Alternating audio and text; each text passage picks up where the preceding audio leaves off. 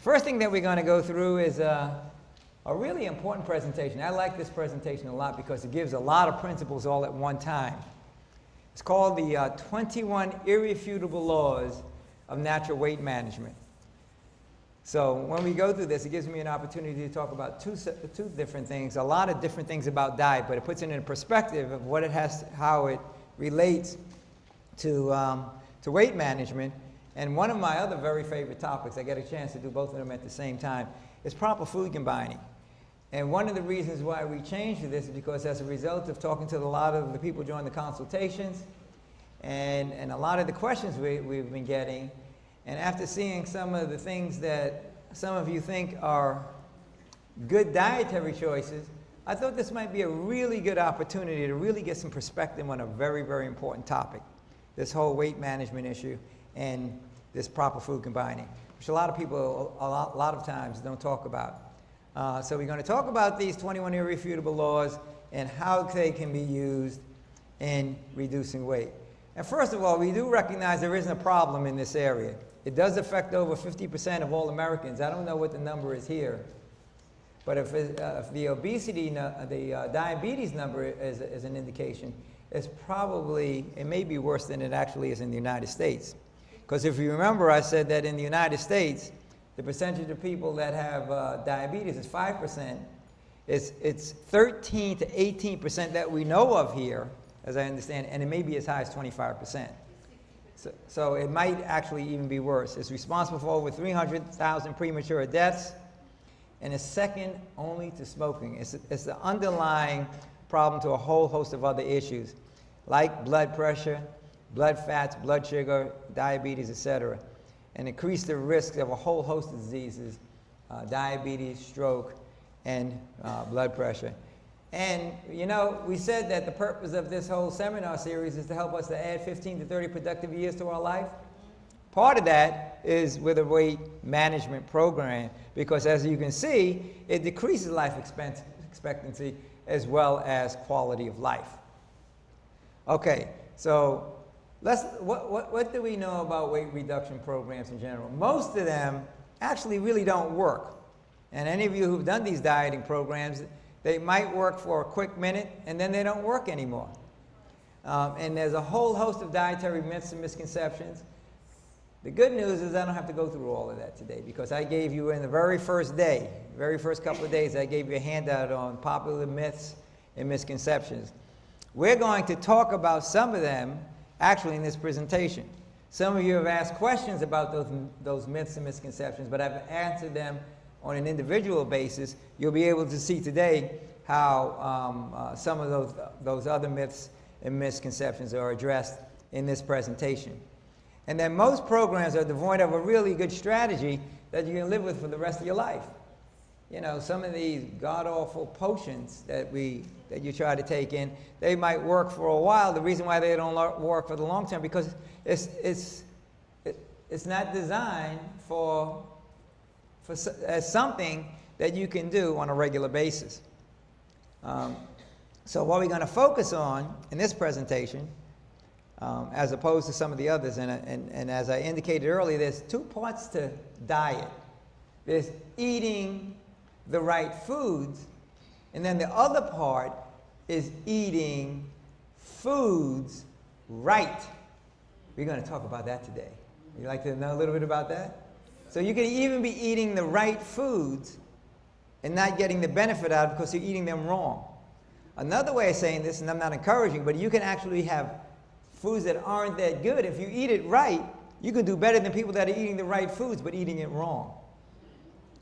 Okay, you got that? Really important principle. So we're going to focus in on that. And how about exercising the right way? We'll talk about some exercise principles, and then we're going to talk about gaining empowerment over a lot of these myths and misconceptions that are out there. So what is the proposed solution? Is to present these 21 irrefutable laws of natural weight management. And then at the end, to talk about some principles involved in developing your own personalized weight management strategy. Okay, so strap in. Are you ready? Okay, so let's go from here. The first rule is to chew food thoroughly. Anybody ever hear that one? Where does digestion begin? Doesn't begin in the stomach? Then why do we swallow the food whole sometimes? Digestion begins in the stomach. Carbohydrate digestion actually begins in the mouth. That's the only thing that's digested in the mouth. There's 3 sets of amylases, tyolin and others, that are secreted when you put a carbohydrate in your mouth. There's 3 sets of glands, the parotid, the sublingual, and the submandibular. And so the question you would ask, why do you need to chew your protein then? Well, you need to prepare it for that second stage of the process. Protein digestion actually requires breakdown of the food into manageable pieces for further breakdown in the stomach and intestines. So when you put protein in the mouth, it doesn't start the digestion there, but the brain says, oh, okay, there's protein coming. And so it stimulates the secretion of hydrochloric acid, which then secretes pepsinogen, which promotes the protease and the enzymes that actually break up the protein. But you need to chew it first in the mouth so it's in a manageable piece. It can't take that big piece of horse meat and do anything with it if you don't chew it up into manageable pieces. Okay? And now I know anybody doesn't eat any horse meat over here. Actually, some of the food is worse than horse meat, right? Okay. All right. So and now where does fat digestion begin?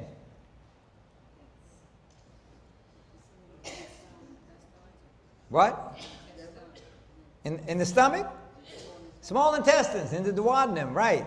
So again, the brain says, oh, okay, we got some fat here. So it starts to trigger the secretion, tells the liver cells secretion some bile, so it can be emulsified in the small intestine. But again, you still want to break it down first, right?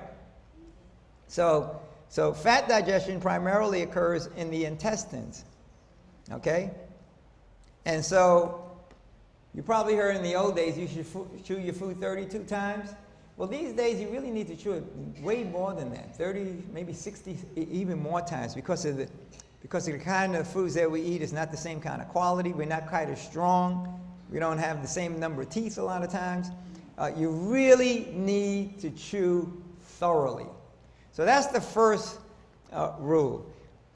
And just this rule alone, if you understand it, completely masticating your foods, completely chewing it, this can help you to lose weight just by understanding the physiology of digestion and working with it, swimming with the tide as opposed to against it.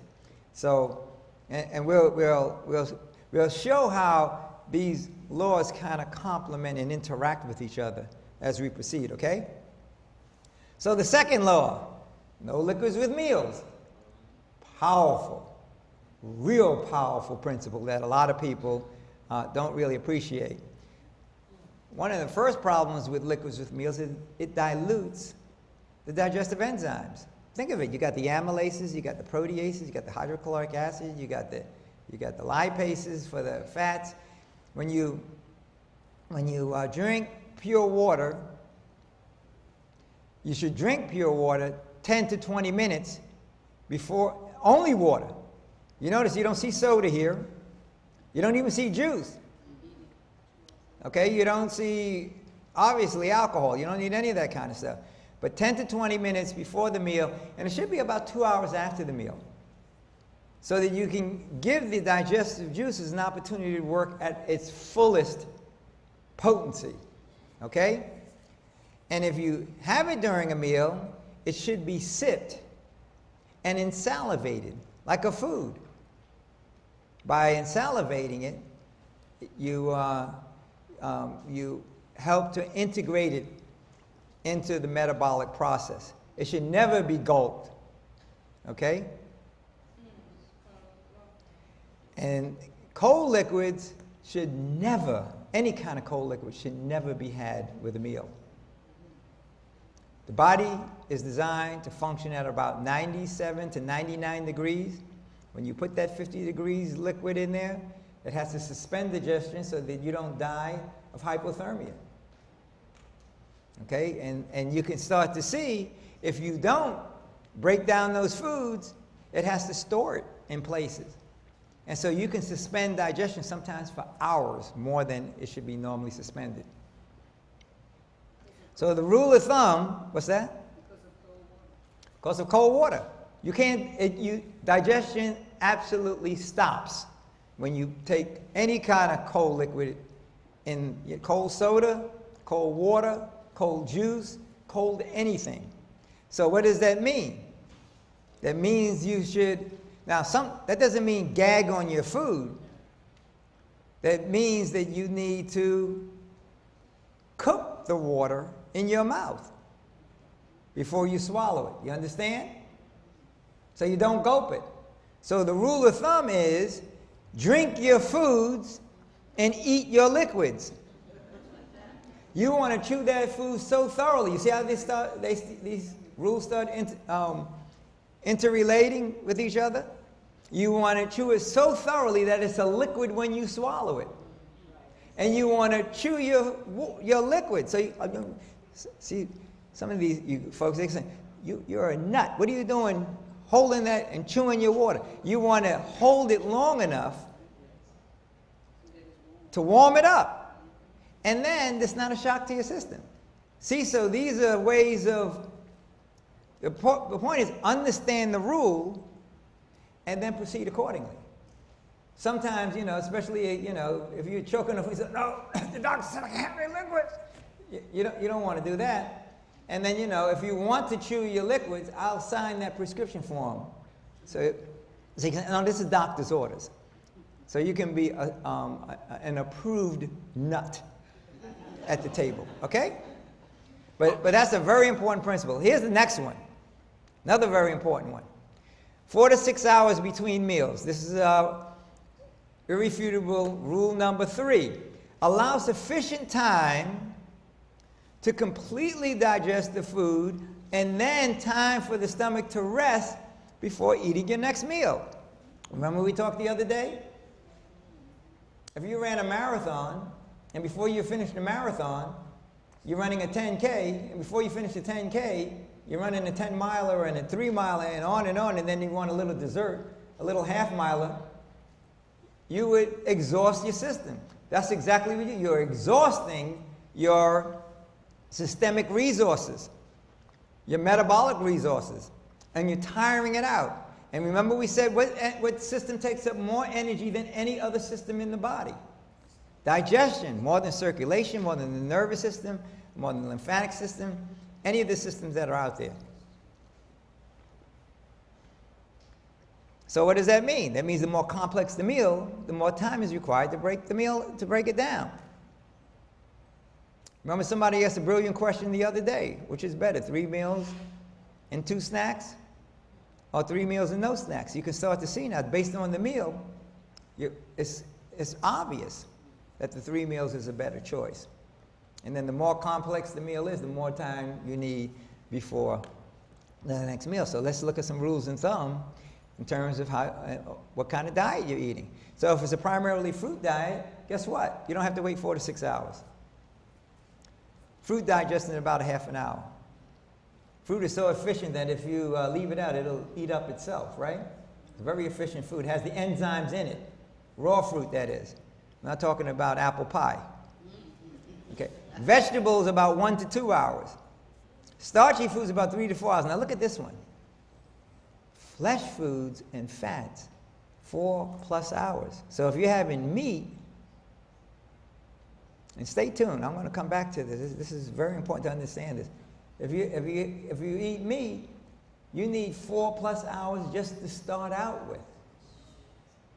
And it's a very complicated set of gymnastics you're asking your system to go through. You got these complex fats, and you got these complex protein that has to be broken down to its individual amino acids or essential or fatty acids before the body can then reconstitute it into the things that's needed to develop blood vessels and brains and hair and kidneys and liver and a whole host of other things.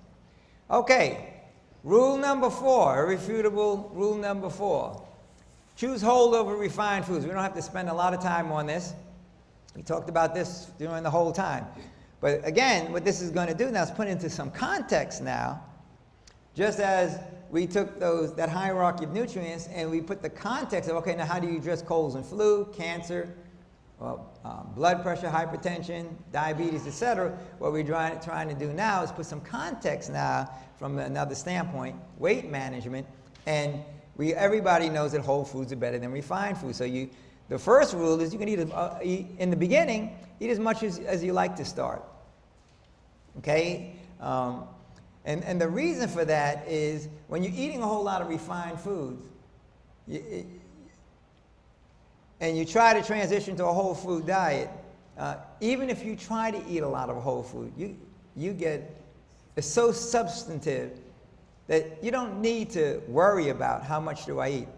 See, there's an interesting thing about whole foods. When you eat whole foods the way God gave it to us, there are substances in the food that says, I've had enough. I'll give you a perfect example. Let's take a potato. If I gave you raw potatoes and said, eat as much as you like, after you ate a quarter of a potato, you say, you know, Doc, I had enough. No, have as much as you like. Eat the whole thing, you know. If I made that same medium-sized potato of French fries, you tear it up, give me another potato. You can do 2 or 3 potatoes. Easy. Worth of French fries, can't you? That greasy, fatty stuff, right? Now, if I took that same potato and made a potato chip out of it, you can eat 5, 6 potatoes. As a matter of fact, if I don't draw my hand back fast enough, it'll be a nub if it's potato chips. And now let's put this in the context. A medium-sized potato is about 125 calories. French fries about 500 to 600 calories. 1 potato. I'm not talking about 3, 4 potatoes. 1 potato, 1 medium-sized potato.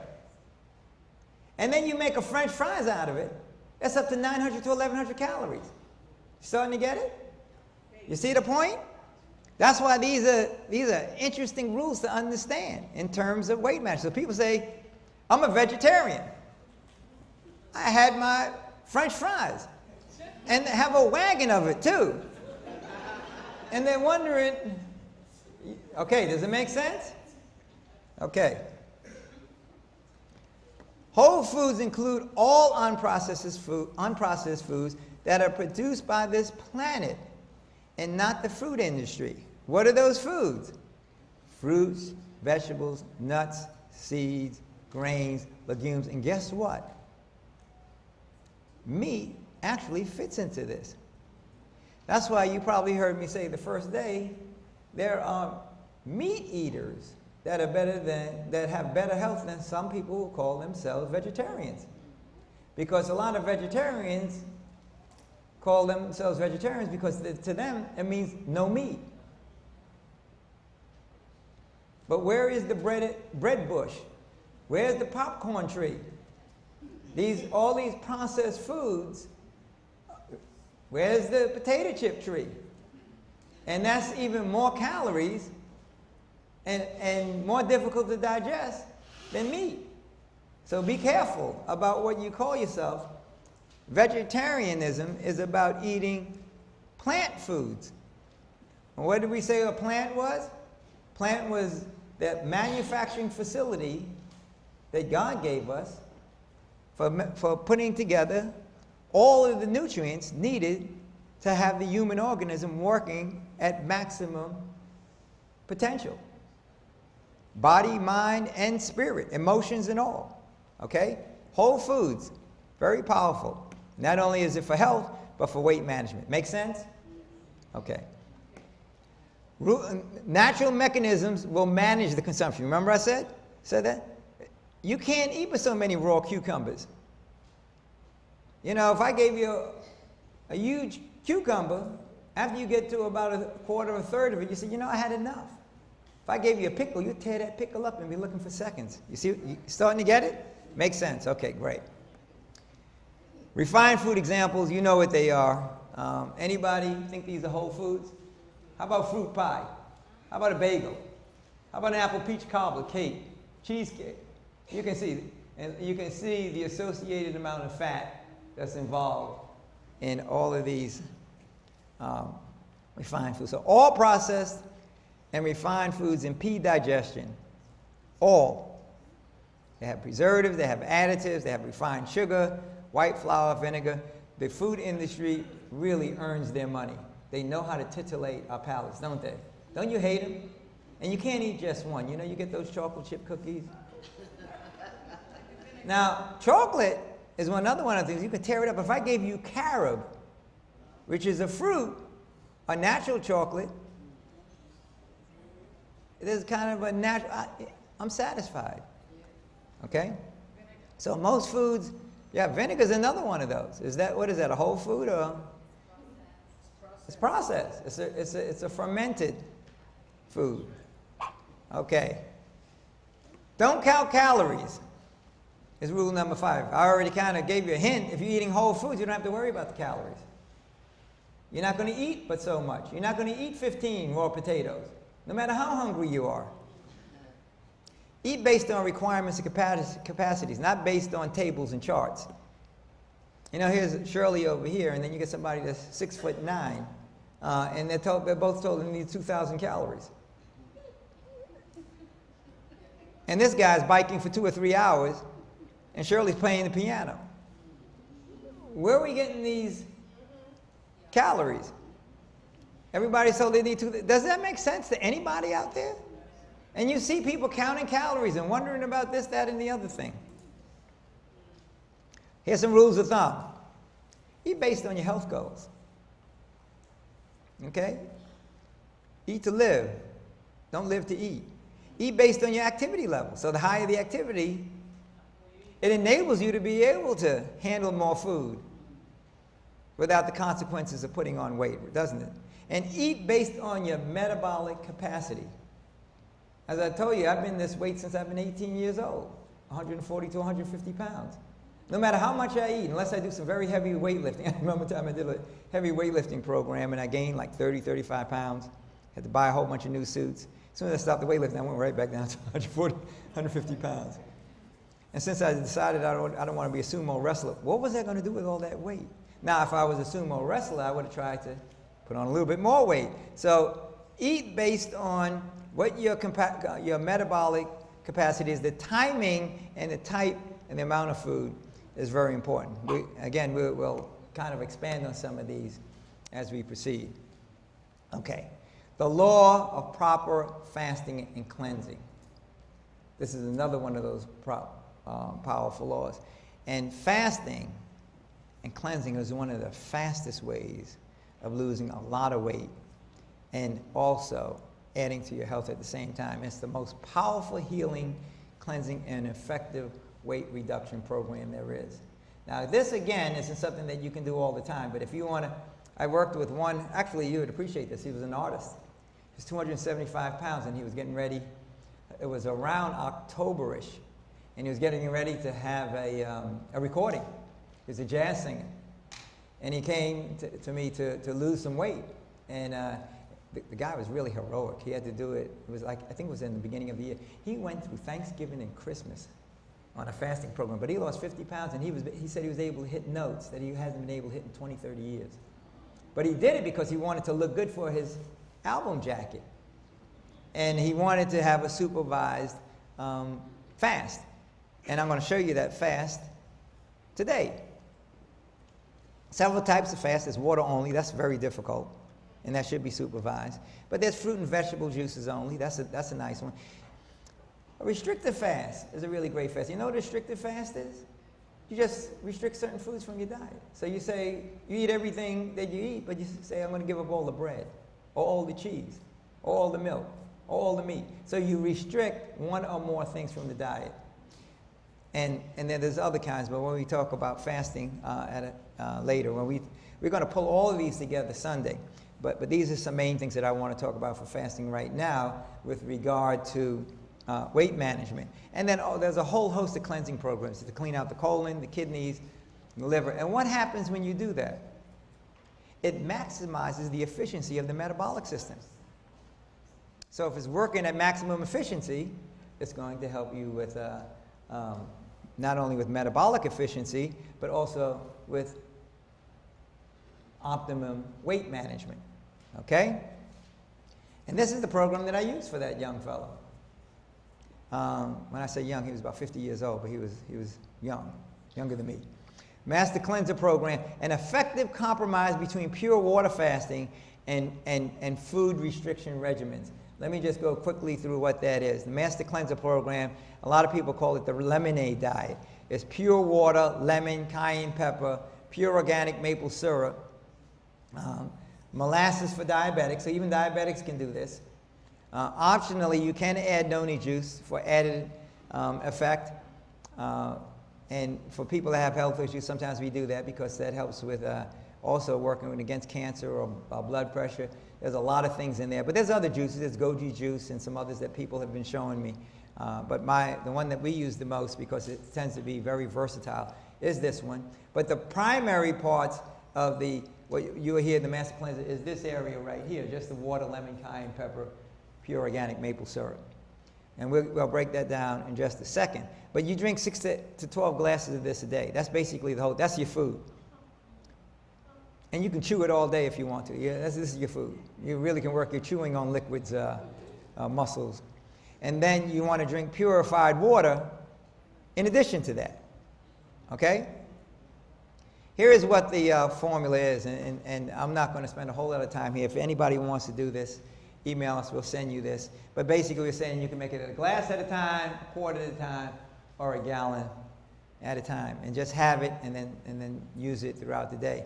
I've had people who, even world-class athletes, that have done this in preparation for some major events. They do anywhere from a 3 to 10 day master cleanser.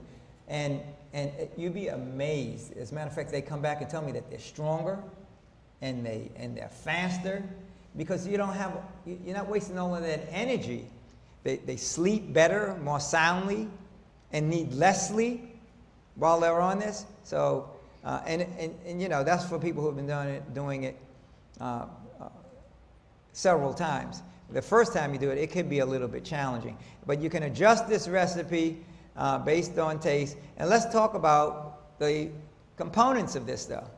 And this is why people can do this. It actually feeds you. It's very nourishing. You lose weight, but you're not losing any vitality. The lemon is high in vitamin C, minerals, and it's astringent. You know, kind of when you pucker up a little bit, it also causes the organs to kind of pucker up a little bit and squeeze the poisons out. Noni is a powerful immune, digestive, and overall systemic nutritional support, as I said. The maple syrup is a primary natural sugar with nutritional support, and the cayenne helps eliminate mucus, toxins, keeps the body warm. It's also an anti-inflammatory. So you got all of these great effects while you're losing weight. And you can do this, you can do it for one day. You can do it as a meal replacement. Or you can do it, this particular guy that lost the 50 pounds in 40 days, he did it, he did it for 40 days. He lost the 50 pounds. He went from 275 to 225. The longest I know of anybody who's done something, any kind of fast like this, is when I was at the supervised fasting facility and there was a water fast for 100 days. I don't recommend that without some qualified supervision. But fasting is very, very powerful, very, very effective for a lot of things. But weight management, it's obvious you do lose the weight. Breaking the fast is the most important part of this, the most important element of the fasting experience. I think I told you earlier that there was one person who fasted for 19 days. He broke the fast with a pizza and died. See, your body goes into a whole different process, and it absolutely shocks the system if it's been in a mode for a certain amount of time, and then all of a sudden it's jolted back into this very, very violent, hand grenades basically being thrown, into the digestive system. It has that kind of effect. All of a sudden you get all this, like a volcanic and earthquake eruptions in the digestion system, to use an analogy. So you start with high water content foods. What's the highest water content food? Watermelon. Yes, watermelon, fruit in general, but watermelon, any kind of melons, citrus fruits. The higher the water content, the better. Some people actually even break it with juice, the first meal. And then progression to complex foods should be based on length and type of fast. The longer, the better. The rule of thumb is for as many days as you fast. So if you fast for 10 days, give yourself 5 days to progressively get up to the more complex food. Okay, if you fast for 20 days, that means you should give yourself 10 days. And there's ways of accelerating the process. That's what I said, work with a qualified professional, and they can show you, like this guy, he wanted to be able to go to his photo shoot and everything, and I showed him how he didn't have to do a 20-day progression to start putting the more complex foods in his diet. And I showed him how he can take that down to 3 days. But again, if you work with a qualified professional, you can do that. Okay, everybody knows this. I'm not going to spend a whole lot of time here. Everybody knows that exercise is important, but this is the law of physical activity. Physical activity is absolutely essential for long-term weight control, okay, or long-term weight management. It burns calories, eliminates poisons, toxins, and increases metabolism. Now look at this. This is what's key. 5 to 10 times over normal. That's a powerful rule, isn't it? It aids digestion. It helps appetite control and sleep. It helps the whole system work. It helps with diabetes even, doesn't it?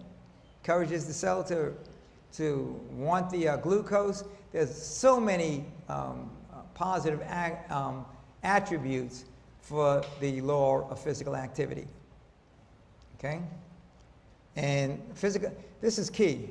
The activity should be enjoyable, should be sustainable, something that you can continue to do. Flexible and meet changing requirements. And generally the rule of thumb is 30 to 60 minutes, but I've seen studies that say that you can have effective exercise at 30 minutes a day, 3 to 5 days a week. Of course, 5 is better than 3, but 30 days. And the good news about that is it could be broken up into 3 10-minute slots. It doesn't have to be done all at one time. And you get really good benefits. And it has to be intentional exercise, though. Okay? The body requires the proper care and maintenance, and you must choose to live that healthy life. So fitness, we hear all about how good people feel when they exercise, all of these different things. But a lot of times people say that their workouts are boring, painful, so you want to break it up. I'm going to come back to this again, some other principles about how to do exercise right when we pull it all together. But just start to do the exercise, and then we'll talk about some very, very key things to keep it from being boring, and even taking, with the proper exercise. If one of my teachers, I think I told you, he was born blind. He used a set of exercises to teach him how to see again. We'll talk about that a little bit more Sunday, about the kinds of exercise that you need to do in order to do some very good things. So there's a whole lot of issues. It took too much time. There's a whole, I didn't see results. But if you do interesting exercise, appropriate exercise for you. See, everybody, you can't really copy what other people's exercise patterns are. And that's why sometimes even working with yourself, and not trying to compare yourself with somebody else and trying to pick up their regimen, but setting your own goals, etc., your own motivation points, and doing something that makes sense for you is a very effective approach to dealing with exercise.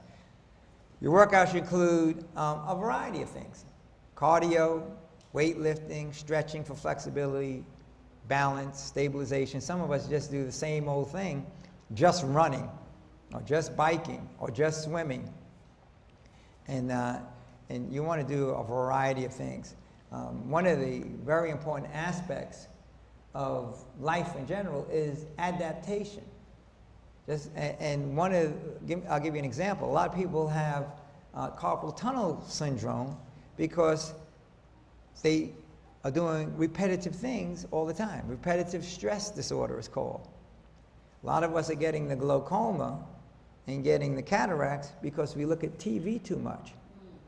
We look at computers too much. The eyes are kind of paralyzed. Whereas, in the old days, especially in the very old days when the saber-toothed tiger, you're always looking around. Eyes looking up, down. So you have to force yourself. There are eye exercises that, pulling your eyes in to see one finger, rotating the eyes, palming, sunning. Those are the exercises that guy used actually to make himself see after reading Braille for 17 years. And you understand a lot of this. So let's move on from exercise, go to the next law. The law of sufficient water. Very important principle for weight management. Water is so important for so many things. And the very first one is you need water for your enzymes. Okay, that's one of the major components of all the enzymes is water. Okay? And incidentally, if you do that first rule properly, chewing foods thoroughly, you create 1 to 2 quarts of liquid. Did you know that? Oh yeah. A lot of people aren't getting enough water because they're not chewing enough.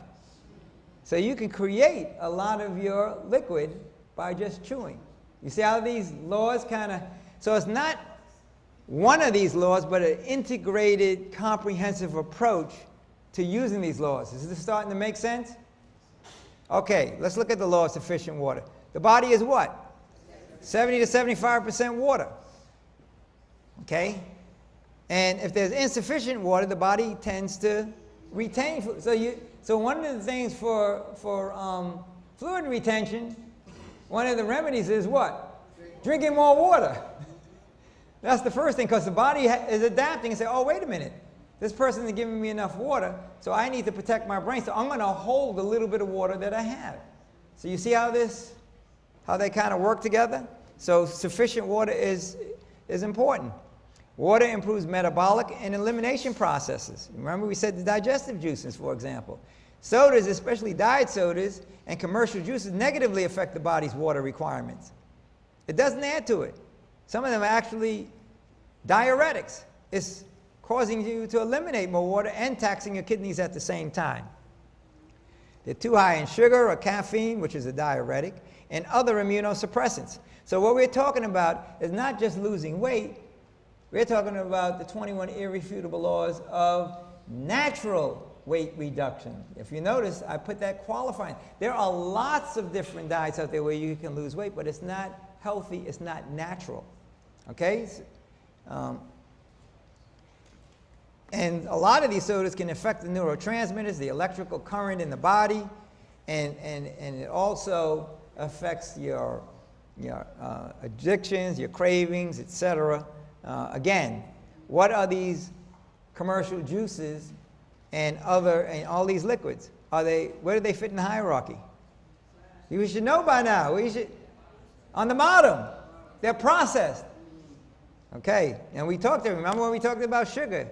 The 4 major steps of sugar processing, white sugar processing, and heroin, the same. And the addiction is only a matter of degree and cravings, and you get the same thing with withdrawals. Rule of thumb. Okay, now this is very important. I want to pause for a second because there's a lot of confusion on this particular rule. A lot of people use the rule, but they use it wrongly. Okay, the rule of thumb is the minimum water requirement in ounces is your body weight divided by 2. So if I'm 150 pounds, that's 75 ounces. That means I need about 9 glasses of water a day. I never drink more than 3 glasses of water a day. Now, this morning I did a lot of running and sweating in the beach, so I might have drunk a little bit more. But does anybody know where that water requirement rule came from? What test? See, a lot of people don't ask questions. They just assume that because the guy has glasses on the tip of his nose and he has a jacket and he has a degree that it makes sense. You know where the rule comes from? The 8 glasses of water a day? No. Where it comes from, the misconception or the myth, this 8 glasses of water. What does it mean? Again, here's Shirley. Shirley's probably about, what, 6'8"? Oh, okay. She's about 4'8". And then you got Stephen, who's about 4'2". No, just... Where did this 8 glasses of water a day come from? And does anybody have a clue? Does anybody ever ask what? I understand they took 100 people and they asked all of them, how many glasses do you take? And the most that said the number, they said that's the average. Okay, that's pretty good, but that's not where it came from. Where it came from, but it was under test conditions, and it was women actually. And basically, they said this is the requirement for a 128-pound woman at rest. So you take a 128-pound woman at rest, you divide her weight in 2, it's 64 ounces. 64 divided by 8 is 8 glasses of water a day. So everybody's running around saying, I need 8 glasses of water a day. Now some people, like this is a robust guy. He looks like he can arm wrestle somebody. You know, he give Arnold Schwarzenegger a little bit of run for his money. So you know, you might be more than 150 pounds, I would assume. Let's say you're close to 200 pounds. That's 100 ounces. I have people like Shirley coming in with 90 ounces of water they're taking a day. Some actually me and I said, oh, I'm doing fine. I almost passed out when I saw that. Now, even this robust guy, you probably don't drink 10, 12 glasses of water a day. You don't need it. Let me put a little bit more context on this 128-pound woman at rest. Remember I said you can create liquids just by chewing properly. Your water requirements includes the food you eat.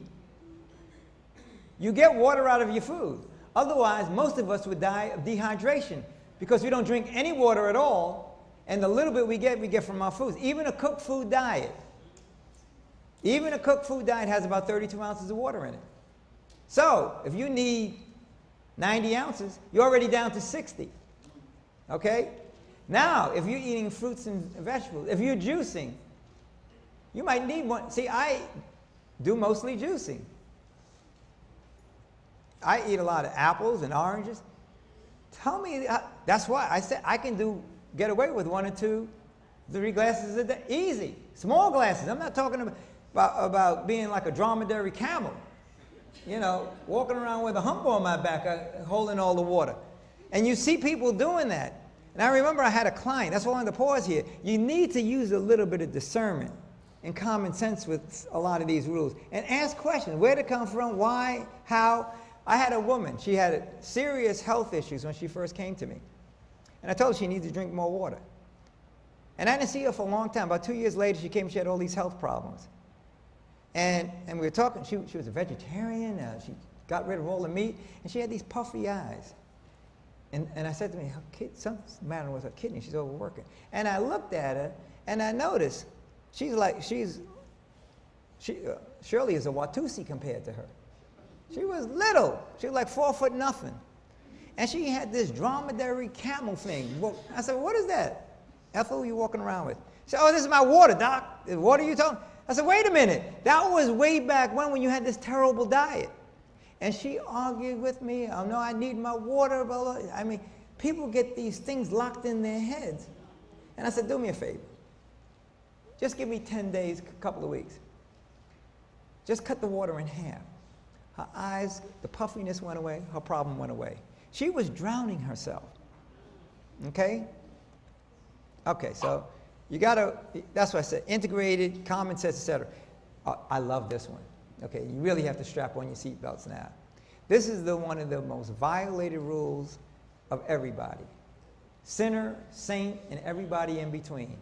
Athletes, you know, people who do nothing at all, sedentary. Let's stop and pause here. Do we have time? Okay. I want to go through the major rules now. This is so important. I dedicate 7 to 10 pages in my book. So all of you got the book, you're going to be experts on food combining. This is a very powerful rule for so many things. for diabetes, for parasites, for IBS, Crohn's, high blood pressure, and weight management. A lot of times it starts with the weight management, and then it cascades to all these other health issues, okay? Remember that chart we put up the other day about how you get accumulated and it drips off, and if it goes into the joints, the toxins, it's arthritis. If it goes into the muscles, it's fibromyalgia, etc. Okay. Let's look at a couple of principles, a couple of rules. Digestive system is monotrophic. It's optimized for one single food at a time. Did you know that? In Job, it says, look at the animals and learn. How many different things do animals eat at a meal at a time? And you don't see them scoffing up water while they're eating either. You don't see them running over to the pond to get a couple of swigs of water while they're chewing the cud. Watch the animals. The animals are smarter than human beings. Remember I talked about those digestive systems? How it's optimized? They require certain enzymes for each type of food. Remember carbohydrates? Remember protein has a different one? Now the issue is when you combine them, you dilute the juices. So if you're having all these different combinations, the body says, well, wait a minute, what do you want me to do? You want me to take care of... So it affects the timing and the amount of those juices. You can see the kind of strain it puts on the pancreas, etc. So a food intakes both the content and timing of the digestive secretion. Remember I said, as soon as you put the carbohydrates in, now if you had a sandwich, a turkey sandwich, so you got the carbohydrate, so the brain says, wait, what do you want me to do? So it's throwing out the hydrochloric acid for the pepsinogen, which requires a more acid solution to break down that hard, very difficult to break down protein. And then you got this alkaline solution. If you mix an alkaline and an acid solution together, what happens? You neutralize them. So you don't get complete breakdown of either type of food. So remember what I told you about the 2, 3, 4 hours? Sometimes that's 6, 8, 10 hours. The food is still there, fermenting and putrefying. Okay? Enzymes in solution are specific to nutrient types. That's what we talked about. And complex combinations inhibit complete and thorough digestion, causing problems with elimination. And what happens when you don't eliminate? You retain it. Does that make sense? Powerful. Okay, it's all in my book. All of you guys who got my book, you are going to be 9th degree black belts in food combining. The rest of you, I'm going to give you some flashes of what these rules are, because we don't want to spend a whole lot of time with this, but I spent a lot of time on the principles so you understand it. But let's look at some of these rules real quickly. Rule number 1, fruits should be eaten alone or leaving it alone, especially with watermelons. They're so efficient, they're over 90% water. The other thing about the digestive system, the body's always looking to save itself, to help itself. It digests the most complex food first. The simplest food, remember I said it only takes a half an hour for fruit? So if you have fruit, watermelon, which I see some people doing after a complex meal, it's sitting around, they're just waiting for the digestion system to take care of this other stuff. It will ferment before you get to it. Okay? And if you don't have enough acid, the protein will putrefy. And so then you breed all kinds of parasites, and you can see how that compromises the functional integrity of the gastrointestinal system. So fruit should be eaten alone before the meal. Somebody sent me a question. Said, should I eat my fruit 20 minutes before my oatmeal? I said, yes. Better yet, why don't you make a fruit breakfast? Cut up some apples, some peaches, or some berries and some bananas. And put some almond milk on it, which is very compatible breakfast, and you can go from there. Starch and protein combine poorly. You understand that real well now, right? Because what I said about the amylases and the acid. Food combining, rule number 3, 2 or more different proteins combine poorly. Okay, meat and beans. Okay, you're starting to see the picture. Why? The metabolic system is optimized towards one type of food at a time. So one of the most complex things to break down is protein. Fats are easier to break down than protein. Remember we said carbohydrates and fats are 3 atoms? Carbon, hydrogen, oxygen. Protein throws in a nitrogen and or a sulfur atom. It's much more complex to break down. It takes a lot more energy, and it needs some very strong juices to work it. Fats combine poorly with proteins. Okay? Sugar combines poorly with starch and proteins. So you're starting to see milk combines poorly with just about everything. You know, when you put milk in your mouth, it curdles. That's why it's a complete food by itself. So babies, you know, little babies, they can have just the milk alone. It curdles into this mess. And if there's food in there, it wraps around the food. And so it inhibits. You got it. Okay, we got it. And then refined and processed foods combine poorly. You know, this is one of the worst of all. It's devoid of any natural enzymes to help you to break it down. So you need to use your own organ reserve to try to break down this processed foods. And a lot of times, and that's why I said you got to be real carefully with some of these analogs. You know, the fake hot dogs and the phony bologna, the chicken McSomething, wants to be something. These things, think about it. Think about it. We have these digestive, I talked about these carbohydrates, fats, and proteins. You put one of the chicken McFingers, wannabe finger, or bologna, what do you, wham or scram? Yeah.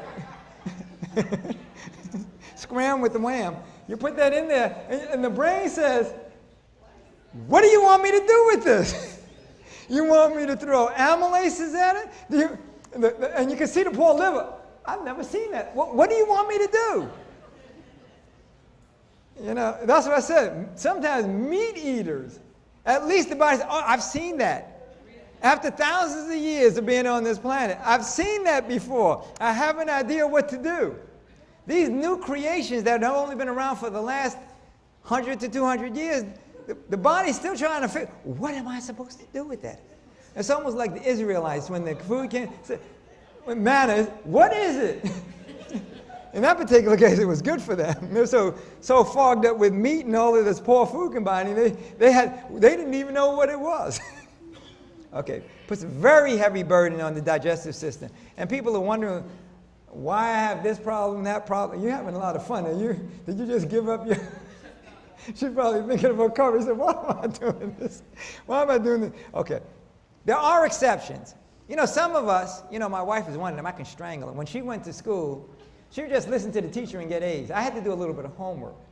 See, some of us have higher IQs. Some of us have higher metabolic processes. So some of us, they said, this guy's crazy. I don't need this. But see, what I do is, that's why I say, this is all individual. I look, if you have a problem and I'm looking at your diet and I see this poor food combining, I say, oh no, you have to do this, this, this, and this. If you don't have a problem, which reflects a food combining thing, I'll focus on something else. So individuals with strong digestive juices who are blessed, now they would still do better. Okay, but they can get away with it. They can take liberties with these food combining. This is nice. Isn't this nice to know? As a matter of fact, it's a requirement. I tell people that eat fruit, eat it with a little bit of lettuce, cucumber, or celery, or nuts and seeds. Why do I say that? Because most of the fruits have been hybridized through civilization, and they're not the way God gave it to us originally, as it was in the wild. And so it's a little bit sweeter than it was in the beginning. And farmers in agriculture and agribusiness, they want to sell their produce. So it's been changed to fit our taste buds. And so by adding a little bit of these neutral vegetables, you actually manage their breakdown in the system. So you manage the kind of glucose and that surge that takes place. Remember when we talked about diabetes, how it spikes way up. It has to throw all that insulin at it, and then the body then it absorbs all of it, and then the body says, oh okay, now I got to throw throw some glycogen out of the liver to make some more carbohydrates so the brain can function. And so fruit, I recommend that you, even if you're juicing a lot, have a little bit of lettuce, cucumber, or celery with it. Either eat it or put it in there because it mineralizes it. There's not a whole lot of sugar in lettuce and celery, so it kind of balances out a little bit. And it's amazing how just these little tiny tips and techniques can help you. Cellulose in fruits combined with oil. So for example, apples and avocados, they work real well. It's not a problem.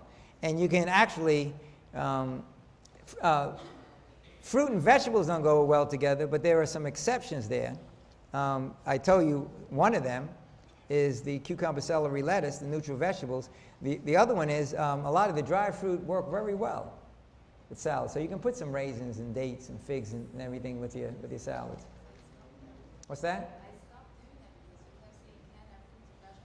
Now see, you can start doing it again. See, that's what I'm saying. You gotta ask why. Somebody asked a brilliant question the other day. The woman was sitting right back there, and she she asked, "Why can't you mix fruits and vegetables, but you can juice them?" What's the answer? Anybody remember? Nobody was paying attention. That's it. The fibers are incompatible. Of course, when you juice it, the fiber isn't there, so that's why you can have your spinach or your kale with your juice, with your pineapple, apple, lemon juice, and actually makes it nice and rich, and you don't get that super sweetness, and you get that nice, rich, God's chemotherapy, all of those chemicals that flood the body with all of these phytonutrients, phytonutraceuticals, okay? Fruit, vegetables like avocados and tomatoes combine well. And some tomatoes are actually, it's a fruit vegetable. And some things that we think are fruit are actually vegetables and vice versa. For example, a lot of people think that avocado is a vegetable, and tomatoes are vegetable, and pumpkins, they're all fruit. And a lot of people think that a banana, why is it? But bananas have seeds in it. It's a seed-bearing plant. Okay? All right. So here's the rule of thumb. If you notice with each of these rules, I kind of give a rule of thumb so you can show you how you can implement it. 1 concentrated food per meal. Okay? 1 concentrated food. So if it's going to be protein, work everything around the protein. I'm not encouraging meat, but if it's going to be meat, make that the main thing. Don't mix it with bread or potatoes or rice. Concentrated protein food with starchy vegetables or a raw salad. So if you're going to have the protein, beans or whatever it is, have vegetables with it and a salad. You see, and the rule is you should probably have no more than 2 or 3 things at a meal. Concentrated starchy food works with vegetables and raw salad. You notice what's interesting about this? The raw salad, the salad and the vegetables are great as the base, and then you say, what concentrated food I want to have with that? They're very efficient on the system. They're very good for you. So that's a very good way of applying this particular rule. So starches and vegetables, protein and vegetables, fruit with nuts and seeds work, or with lettuce, cucumber, and lettuce. Okay? Remember we said nuts and seeds are botanically a fruit anyway. It's a seed with a hard covering, whereas fruit is a seed with a softer covering. Okay? And then all these great benefits in addition to weight reduction with food combining. But we gotta move. We got 21 of these rules. Okay, this rule is real easy. I don't have to spend a whole lot of time. Dessert to desserts. Okay? All right? We don't have to spend do we have to spend a whole lot? We don't have to spend a whole lot of time here. All this added sugar and everything. Everybody should know that from the, it's all the way at the bottom of the chart. It kills you from weight management standpoint. The law of refined carbohydrates. This is kind of the opposite of the rule of whole foods. Okay? All refined carbohydrates are high in calories and low in nutrient content. Okay? It develops cravings and addictions resulting from imbalances in the neurotransmitters. White rice, white pasta, white flour, fried potatoes. We talked about that. Remember the potatoes, potato chips, etc. Breads, biscuits, rolls, and pancakes. You know, some of the people who call themselves vegetarians, they're really breadarians. They got bread all over the place. And they're more processarians. Or canarians, eating foods out of cans. They're not vegetarians. I asked them, well, and I like some of these things, and I want to do it. And I asked them to help me to find that bush where it grows, so I can eat more of it. So canarianism and breadarianism. When you find the bread bush, let me know. Rule of thumb: choose whole foods over refined carbohydrates. And then this one is another important one. I want to just pause for a second. The law of circadian cycles. So you know about the sweets and everything. This might be new to some of you. So let me just talk about this for a quick minute. Everybody has biorhythms. You know, we're a product of this planet. And just like the water is subject to the movement of the stars and the sun and the moon, our metabolic systems has biorhythms. And there are 3 major circadian cycles that have to do with metabolism. The first one is 4 a.m. to 12 noon. And that cycle is optimized towards elimination. The next one is 12 noon to 8 p.m. And that's optimized towards digestion. And then 8 p.m. to 4 a.m., you see the full cycle is optimized towards assimilation. So what does that mean? Okay? This is all in the book. So all of you guys who bought the book, just go to this. But I want to emphasize a couple of points here. 4 a.m. to 12 noon, high water content foods like raw fruits, whole juices, vegetable broths are the most optimized thing. Now you can swim against the tide and have some cereal or biscuits and bread and peanut butter and all that other kind of stuff, but it's not optimized towards that cycle. Does that make sense? The second one is from 12 noon to 8 p.m. is optimized towards digestion. That's when you want to have your most complex meal. So that eat like a king, eat like a prince, eat like a pauper. I think I told you, I can't find it anyplace, but people say it and they make it sound like that Moses brought it down from Sinai right on the 3rd tablet. Okay? 8 p.m. to 4 a.m. is no eating should take place at all. Why? It's optimized towards assimilation. Remember I told you? I said, stay tuned. This rule alone can help so many diabetics. I told you can take the same amount of calories and you move and you work it within this. Most diabetics are eating their biggest meal late at night, skipping their breakfast. You get them to eat their last meal by, sometimes you have to go back as far as 3 o'clock, 3 p.m. All of a sudden, major rest on the whole metabolic system, the pancreas, and the body restores itself.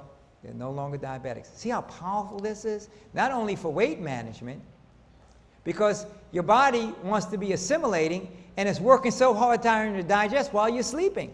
Most people have their largest meal at night. Okay, this is the most important part of this rule. Digestion is strongest between 10 a.m. and 2 p.m. That's when you want to have your most complex meal. After 2 p.m., it gets progressively weaker. So by 6 o'clock even, you're kind of on the edge. A lot of people are eating 7, 8, 9 o'clock at night. And all these people that are talking about snacking before going to bed, and it could be a good snack. You understand what I'm saying? Okay, it becomes progressively weaker after 3 p.m. So you bring that, and studies have shown the same amount of calories. Now, of course, if you change those kind of calories and they're efficient calories, it's going to be better. But the same amount of calories, diabetics get better. That's why Wanda and I, looking at some of the people that we were talking to, and looking at some of the questions that I've been getting and some of the answers that I've been getting, he said, you know, we're going to change tonight's topic to this weight management and food combining. This is going to help you more than this other topic that I was going to give you, which is actually one of my favorite topics. But this is more important for you, okay? The role of dairy products. Do I need to spend any time on this? Absolutely not. We talked about dairy. Dairy products are species specific.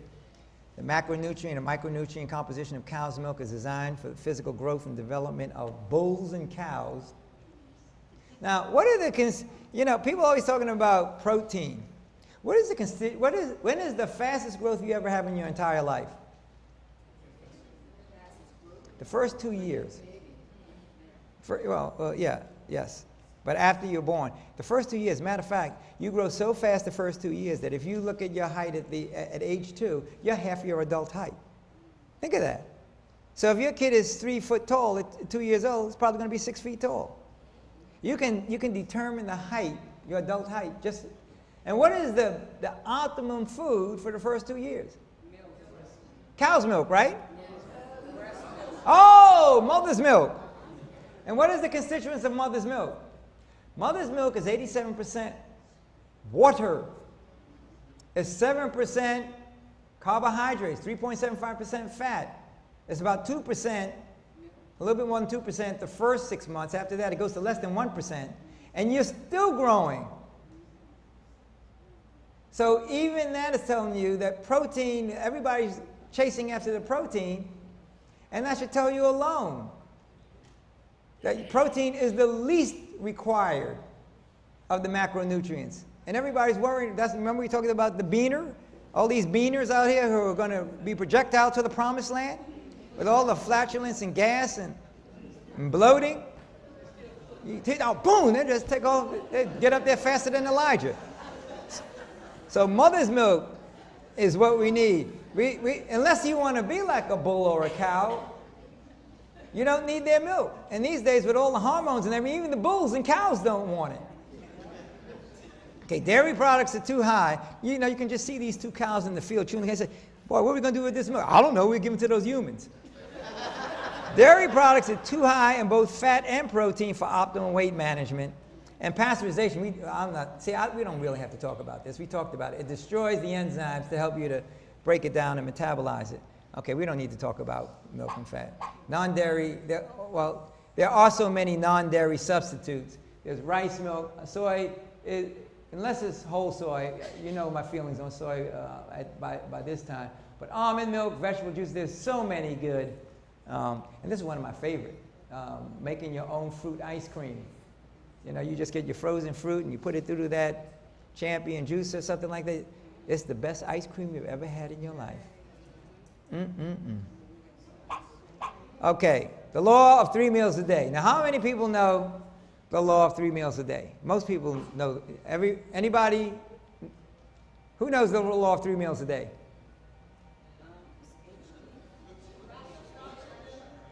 Morning, noon, and night, right? To go with the circadian. What is it? How many meals a day should we have? How many meals a day do most people have? 3. Plus, sometimes snacks. But most people, see, when you say it, everybody's acting all shy. And they say, well, how many meals do you eat? Well, I eat 3. Why? Well, we need 3 meals a day. Right? And sometimes you need snacks. Okay, this is the law of 3 meals a day. Everybody ready?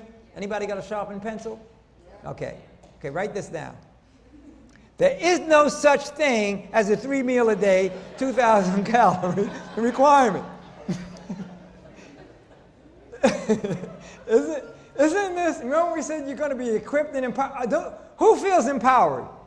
Nobody? Thank you, Nelson. Thank you. Can I get an amen? This is the Sabbath. Give me somebody say amen. Okay. Studies demonstrate that. Guess what? I kind of talked about this a little bit a couple of days ago. We talked about the Framingham study showed that you need less than 1,000 calories a day. They did quite fine on 900 calories. And you take a robust guy, gentleman. What's your name again? Dion. Beautiful music. Thank you so much for that. But even Dion, he's a robust-looking guy. With the right kind of diet, he can function very well on 600 to 900 calories. And they have studies. I forgot, Do you know, Linda, that that family, you know the family? The Butenko family. Yeah, they were raw fooders. And this guy would go hiking. Remember the son? He'd go hiking for like 3-4 hours. And he did it on 3 oranges. So when your body's really efficient, you don't need a whole lot of food. Because it's so packed. God has made it so rich. You don't need 1,500 calories of undense, empty calories. This is 100 calories of pure fuel. You see what I'm saying? You see, does it starting to make sense? So how many people think you need 3 meals a day? Oh, you still... Okay, what's the rule of thumb? The number, yeah, it's good. Whoever said 2 is wrong. You know, there is a group out there that eats like 1 meal every 2 to 3 days. These are healthy, strong, muscular people. You know, the body adapts to that. After a while, you do lose a lot of weight in the beginning. But see, my genetic predisposition, the reason I lost the weight so fast, because my body is not, I'm designed for flight, not for fight. So I have to work real hard to look like a fighter. Okay? You take Dion now, he's built for fight. So he can handle a little bit more. It's starting to make sense? And so people, I can't live like Dion. He can't live like me. We have to honor our individual requirements. So it's based on individual. And when I tried to, before I did the weightlifting to gain all that weight, when I ate a lot of food, what happened? I got gas and bloating and constipation and skin problems and allergies because of all the. I might have got a pouch on my stomach, and I was doing some exercise. I was running, so I looked fit, but I was a disaster, waiting to happen. So you have to work within your metabolic requirements. So if you're 4 foot nothing, you don't need 5,000 calories to sustain that. Especially if you have a slow metabolism. Anybody think I have a slow metabolism? I don't think so. Okay, the law of the hierarchy of nutrients. How many think I need to spend some detail here? Anybody who says, yes, wasn't here Friday, wasn't here last Friday, okay? So I'm not going to, the highest quality foods yield the optimum weight. I'm not going to even spend a whole lot of time here. Everybody knows this. It gives you your optimum weight and the highest level of disease-free health. So anybody new here for the first time? If you are, please, okay, buy my book. If you don't buy my book, email me. I'll send it to you free. That hierarchy of nutrients is powerful. It's one of the most empowering things out there, and you'll be able to talk intelligently to anybody about nutrition. I don't care if you're a registered dietitian with 15 degrees behind you, or you have a 3rd grade of common sense, you'll be able to stand tall. With some of these, anybody think these principles are hard to understand? Anybody need an advanced college degree to understand any principle? That's what that hierarchy, it's powerful. It's very empowering. And that's what this series is all about. It's about empowerment, not intimidating and scaring you and creating all kinds of opportunities for you to spend a whole lot of money on things you don't need. Okay, the law of meat and protein. Anybody know the law of meat and protein? See, Linda's already, uh-oh. Okay, dietary requirements are grossly misunderstood. We talked about that when we talked about the hierarchy of nutrients, so I'm not going to spend a whole lot of time here, but protein diets are both effective and dangerous because it creates so much excess protein in the system. It's a diuretic. It puts an excessive strain on the kidneys, and it adds to your water requirement. So a lot of people on these protein diets, they losing the weight by losing water that you need. And you can't sustain it, because if you try to stay on it for too long a period of time, it'll cause some kind of kidney damage. I had one woman, and you know, it's sad. A lot of times they come after they had tubes put in them and all this other kind of stuff, and there's not much anybody can do after that. You know, God gave us these things for a reason, and these are not designed to be replaceable parts. You know, we're a bunch of tubes and everything, but not a bunch of plastic and tubes that made by man. It's the tubes that he made. You know, the blood vessels and all of that. and you know, the ducts, the bile ducts, etc. And this woman, she had surgery. She was lean, but she had all kinds of problems. And this is kind of a sad story. She died. She just beat up herself so bad from all of that protein diet. She lost a lot of weight. But again, we're talking about natural weight reduction, right? It's harmful to the kidneys. You get all kinds of calcium stores and stones. And what are your protein requirements? 10 to 15 grams. You remember that thing I showed the other day about what even a scant diet like oatmeal and juice and potatoes, no meat and everything, it was way. Remember I said when I changed my diet, I was something like 160 grams of protein when I was eating meat and milk and French fries and my hamburgers and all of that. 160 when I only need about 10. You can see I was just beating myself up. And a lot of us are doing that. Remember that scanty diet I said when I changed? My diet now is about 50. That's fruit. Fruit and juices and just remember, there's no diet on this planet of sufficient calories where you can't get enough protein. You can be, in my book, I talk about Andreas Colling. He was Mr. Universe and Mr. Europe for 3 years.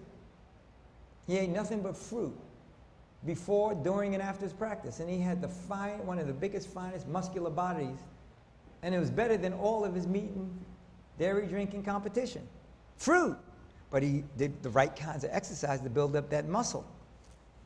And a lot of those other people, they're drinking the protein powders, this, that, and the other thing.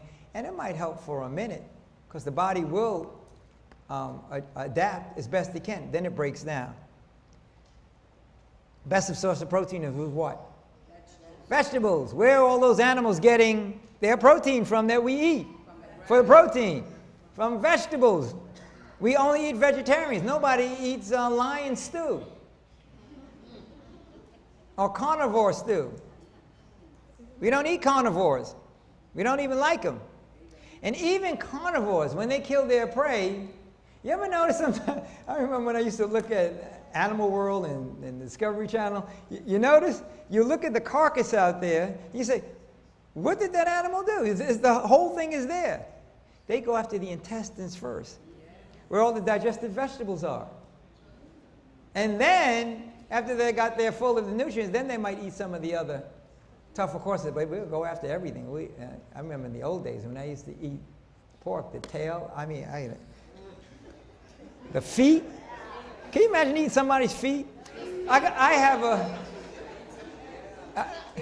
have a trivia question. If you want to learn to be able to eat human beings, what's the closest animal to the taste of human beings?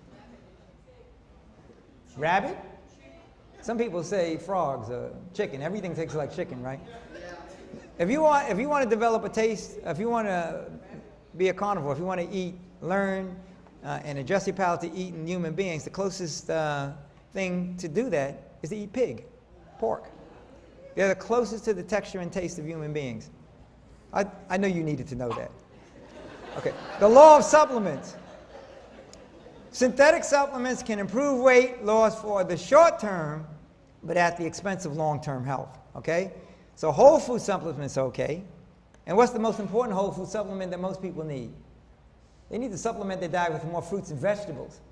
But you know, certain herbs, dehydrated, etc., are supplements. They're rich in certain phytonutrients, vitamins, minerals, etc. So whole food supplements will improve metabolic efficiency because it might have some things in there to make the system work better. Whole food supplements like ginger, celery. And if you look at some of the really high quality supplements, what they're groups of herbs. They might have some isolated vitamin minerals, but they have all these herbs in there. You'll see that whole list. And that's what I'm looking for. You can't really handle most vitamins and minerals, right? Why? Remember we talked about that? They're coal tar derivatives. And we're not designed to work off of petroleum too well, no matter how much they make it look like the chemistry of the vitamins and minerals. See, I have a little trivia question. Okay, you ready for this one? Are there poisons in whole foods, fruits and vegetables? Yes. Who said yes? Who says no? Boy, this is a shy group. How many say yes? Okay. How many say no? God's fruits, are there poisons in it? Oh, no, wait a minute. The answer is absolutely yes. And why? Think about it. Right. It's stopping the predators from eating it before it gets ripe. So the poisons are highest in the beginning. As it ripes, the poisons get dissipated. And if we don't get it fast enough, the animals will eat it before we will.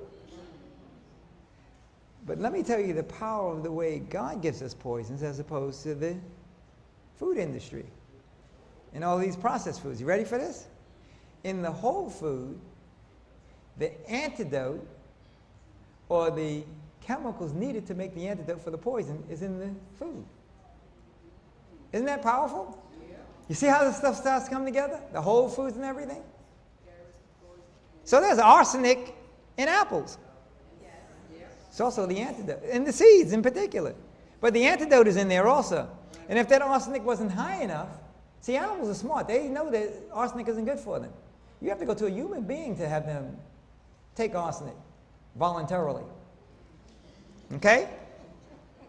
Make sense? So what are some transition supplements that can help? Well, if you're looking for metabolic efficiency, probiotics and digestive enzymes, right? Because the probiotics help you to break down the foods for efficient elimination and to make vitamins and minerals and things of that nature. And the digestive enzymes supplement your own body's pancreatic, right? Amylase, the pancreatic, and the liver, the bile duct.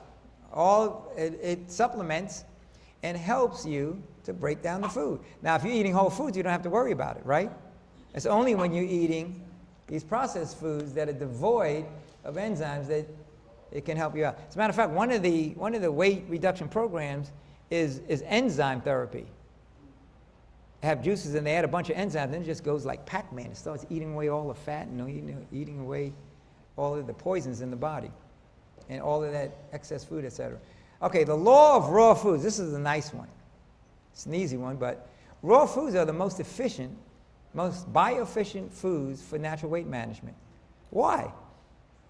Very high in water content, high in fiber for elimination, high nutrient content, and best complements the dietary and health laws. Isn't that powerful? Okay. Fresh raw fruit and vegetables are the least calorie dense, okay, of all the food types out there. Okay, the law of making the best choices of the options available. All right? This is a good law. You're going to like this one. I talked about it the other day too, but we're kind of pulling it all together. Weight reduction is not about being perfect.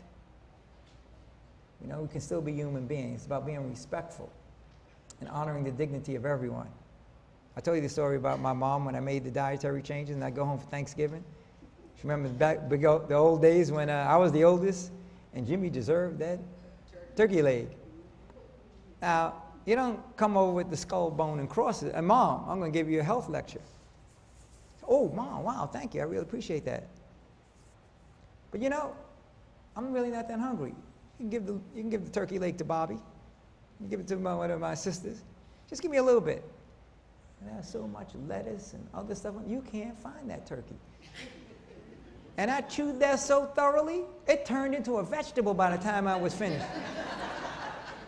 So, you know, visiting family, friends, special events, use the laws as your friend, not as a burden. It's not a license to be judgmental, okay, or self-righteous.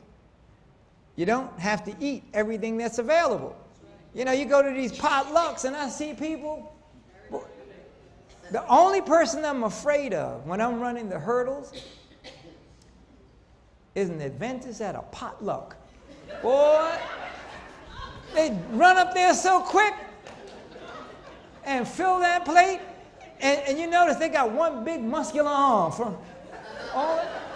You don't have to eat it all. I mean, kind of say, you know, it's supposed to be a day of rest. Why you? Okay. Major on the accept. You know, so Make the best choice. So people that know me now, it's kind of funny. When I go to a potluck, I never look at people's face, but after the lectures, they see me. This is what I do at a potluck. I go and I walk, and I look, and I say, boy, that looks good. And that looks, but then I say, I'm only going to eat these 2 or 3 things. And you got to pray on it. So you got to get off to the side and say, give me strength. And some of us, and you got a nerve to have a blessing at, bless what? It should be, dear Father, forgive me for what I'm about to do to assault every single organ in my body. And they scarf it up, and then they, what blessing? Who's being blessed? Okay, got to have fun sometimes. So what's the rule of thumb? Weight management is a process, not an event. If you mess up 1 meal or 2, don't castigate yourself. Oh, I'm a sinner. Get up and just move on, okay?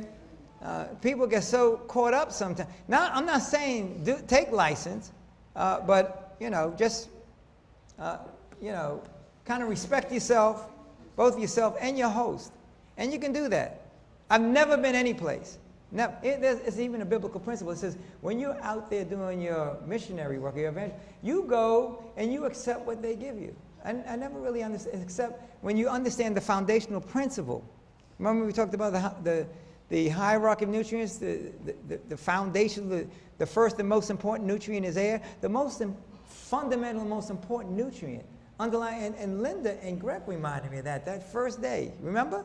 Remember what you said? You said it's love. It's love. That's the foundational nutrient. That's the foundational basis of all of this stuff. So let's keep this stuff in perspective. Okay. Wrapping up real quick. The law of goal setting. This kind of makes sense.